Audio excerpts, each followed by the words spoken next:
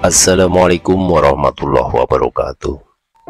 Kisah Sunan Kudus menusuk siku Kebo Kenongo, murid Syekh Siti Jenar. Dalam babat Tanah Jawi diceritakan tentang Kebo Kenongo, kakaknya bernama Raden Kebo Kanigoro dan adiknya bernama Kebo Amiluhur. Ketiganya adalah putra pasangan Andayaningrat atau Ki Ageng Pengging Sepuh dan Retno Pembayun. Nama asli Andayaningrat adalah Joko Sengoro. Ia diangkat menjadi Bupati Pengging karena berjasa dalam menemukan Retno Pembayun, putri dari Brawijaya V, Raja Majapahit yang diculik Menak Dali Putih, Raja Blambangan, putra Menak Jinggo. Joko Sengoro kemudian menjadi Raja Muda Pengging, bergelar Andayaningrat atau Ki Ageng Pengging I. Serat Kanda mengisahkan Andayaningrat tewas di tangan Sunan Ngudung, Panglima Pasukan Demak yang juga anggota Wali Songo. Kebo Kenongo kemudian menjadi penguasa Pengging menggantikan ayahnya. Kebo Kenongo adalah juga keponakan Sultan Demak, Raden Patah. Kebo Kenongo kebingungan antara mempertahankan keyakinan warisan orang tuanya dengan tekanan dari kerajaan Demak. Akhirnya mempertemukan dirinya dengan Syekh Siti Jenar. Nama Kebo Kenongo menjadi salah satu orang yang diburu di masa pemerintahan Raden Patah. Ia dicurigai Raden Patah hendak memberontak karena tidak mau menghadap ke Demak. Patih Wanapala dikirim ke Pengging untuk menyampaikan teguran. Waktu setahun berlalu dan Ki Ageng Pengging tetap menolak menghadap. Kebo Kenongo bidikan utama, posisinya sebagai seorang adipati di wilayah Pengging, banyak memiliki pengikut. Kebo Kenongo kukuh dalam mempertahankan keyakinannya. Akhirnya penguasa Demak yang didukung Wali Songo memutuskan untuk memberikan hukuman mati kepada Kebo Kenongo. Sunan Kudus yang diutus sebagai eksekutornya. Sunan Kudus disambut baik di Pengging, hingga kemudian keduanya saling beradu pandangan terkait ajaran Islam. Sebenarnya Sunan Kudus mengakui bahwa apa yang disampaikan Kebo Kenongo benar. Tapi sebagaimana ajaran Syekh Siti Jenar, tentu dibutuhkan tingkatan spiritualitas tinggi untuk bisa memahami dengan baik. Padahal saat itu masyarakat masih dalam tahap awal mengenal Islam, sehingga justru dipandang membahayakan akidah mereka. Makanya Kebo Kenongo tetap harus dihukum mati.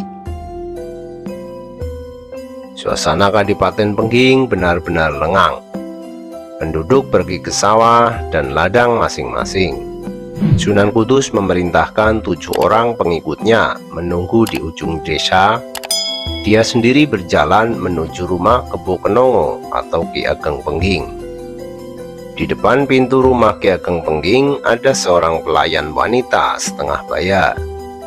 Sunan Kudus memberi salam, kemudian mengutarakan maksud kedatangannya untuk menemui Ki Ageng Pengging. Ki Ageng bersedia menerima tamunya. Sunan Kudus dipersilahkan masuk ke dalam rumahnya. Tinggallah di ruang tamu itu Ki Ageng Pengging dan Sunan Kudus.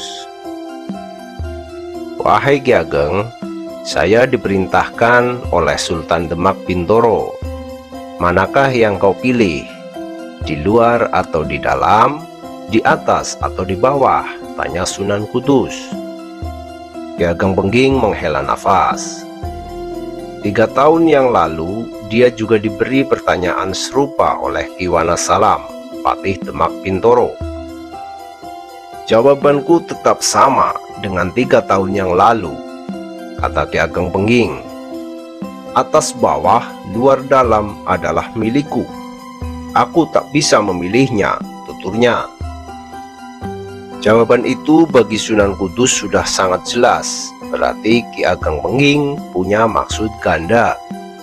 ingin menjadi rakyat atau bawahan Demak Bintoro, sekaligus ingin menjadi penguasa Demak Bintoro. Ia tidak mau mengakui Raden Patah sebagai Raja Demak. Saya pernah mendengar bahwa Ki Ageng bisa hidup di dalam mati dan bisa mati di dalam hidup, ujar Sunan Kudus. Benarkah apa yang saya dengar itu? Saya ingin melihat buktinya. Memang begitu, jawab Ki Ageng Pengging. Kau anggap apa aku ini, maka aku akan menurut apa yang kau sangka. Kau anggap aku santri, memang aku santri. Kau anggap aku ini raja, memang aku keturunan raja. Kau anggap aku ini rakyat, memang aku rakyat. Dan kau anggap aku ini Allah, aku memang Allah, lanjut Ki Ageng. Maka jelas Ki Ageng Pengging adalah pengikut Syekh Siti Jenar yang berpaham Wihdatul Wujud atau berfilsafah serba Tuhan. Paham itu adalah bertentangan dengan Islam yang disiarkan para wali, sehingga Syekh Siti Jenar dihukum mati. Sunan Kudus tahu murid-murid Syekh Siti Jenar itu mempunyai ilmu-ilmu yang aneh. Kadangkala mereka kebal. Maka Sunan Kudus mengorek kelemahan Ki Ageng Pengging dengan jalan diplomasi. Jadi itukah yang dikehendaki Sultan Demak? Ujar Ki Ageng dengan suara parau. Baiklah, tidak ada orang mati tanpa sebab. Maka kau harus membuat sebab kematianku. Tapi jangan melibatkan orang lain. Cukup aku saja yang mati, ujarnya. Sunan Kudus menyanggupi permintaan Ki Ageng. Tusuklah siku lenganku ini, ujar Ki Ageng, membuka titik lemahnya. Sunan Kudus pun melakukannya. Siku Ki Ageng ditusuk dengan ujung keris. Seketika matilah Ki Ageng Pengging. Sunan Kudus kemudian keluar rumah Ki Ageng Pengging dengan langkah tenang. Disambut oleh 7 pengikutnya di ujung desa. Mereka berjalan menuju Demak Bintoro. Sementara itu, istri Ki Ageng Pengging yang hendak menghidangkan jamuan makan menjerit melihat suaminya mati di ruang tamu. Penduduk sekitar berdatangan ke rumahnya. Setelah tahu pemimpinnya dibunuh, mereka memanggil penduduk lainnya dan bersama-sama mengejar Sunan Kudus. Sekitar 200 orang bekas prajurit dan perwira dipimpin oleh bekas senopati Kadipaten Pengging mencabut senjata dan berteriak-teriak memanggil Sunan Kudus dari kejauhan. Sunan Kudus berhenti. Dibunyikannya bende Kyai Sima. Tiba-tiba muncul ribuan prajurit Demak yang berlarian ke arah timur. Orang-orang Pengging mengejar ke arah timur. Padahal Sunan Kudus dan pengikutnya berada di sebelah utara. Tidak berapa lama kemudian, 10 ribuan prajurit itu lenyap. Orang Pengging kebingungan, tak tahu harus berbuat apa. Akal mereka seperti hilang. Sunan Kudus kasihan melihat keadaan mereka. Akhirnya mereka dibuat sadar kembali. Jangan turut campur urusan besar ini. Ki Ageng Pengging sudah diperingatkan selama 3 tahun. Tapi dia tetap tak mau menghadap ke Demak. Itu berarti dia sengaja hendak memberontak.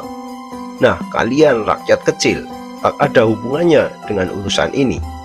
Pulanglah, suara Sunan Kudus. Penduduk Pengging baru sadar dan mengerti bahwa yang mereka hadapi adalah seorang senopati Demak Bintoro. Mereka tak akan mampu menghadapinya. Ada tugas yang lebih penting daripada berbuat kesia-siaan ini, kata Sunan Kudus. Segeralah kalian urus jenazah Ki Ageng.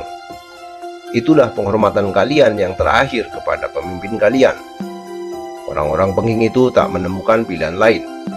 Akhirnya mereka kembali ke rumah Ki Ageng untuk menguburkan jenazah pemimpin mereka.